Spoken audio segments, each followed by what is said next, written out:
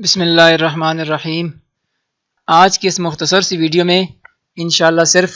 Calendar کے بارے میں بتایا جائے گا۔ اگر ہم ہجری یا عیسوی کیلنڈر سیٹ کرنا چاہیں تو کیسے کریں گے، اور یہ دونوں کیلنڈر کون کون سی آپشن پر ہم سیٹ کر سکتے ہیں۔ تو کیلنڈر سیٹ کرنے کا طریقہ یہ ہے کہ متفرق میں جائیں، ترتیبات، اور یہاں پہ ہے تاریخ کی ترتیبات، اس پر کلک کریں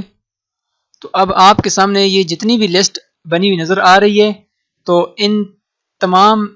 پر آپ جو مرضی کیلنڈر سیٹ کر سکتے ہیں۔ جو اسلامی کیلنڈر استعمال کرتے ہیں اور اس میں آسانی سمجھتے ہیں تو وہ منتخب کریں، اور اگر عیسوی کیلنڈر ان کو آسان لگتا ہے اور وہ لین دینا اس میں عیسوی کیلنڈر کے حساب سے کرتے ہیں تو وہ اس کو منتخب کر سکتے ہیں۔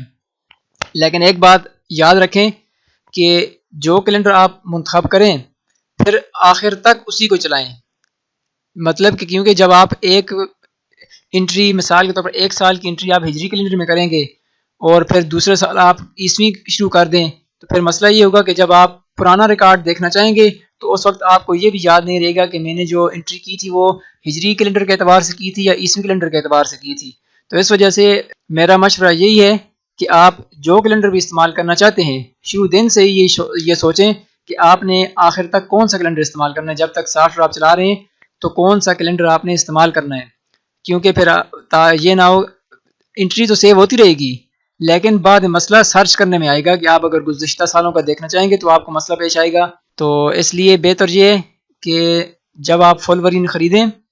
تو اس وقت جب ترتیبات کر رہے ہوں تو تاریخ کی ترتیبات میں بھی سوچ سمجھ کر جو کیلنڈر آپ استعمال کرنا چاہتے ہیں تو وہ منتخب کیجیے۔ تو اس کا طریقہ کار منتخب کرنے کا یہی ہے کہ ترمیم فائل پہ کلک کریں گے اور جو کیلنڈر آپ سیٹ کرنا چاہتے ہیں وہ سیٹ کر کے پھر محفوظ اور بند کر دیں گے۔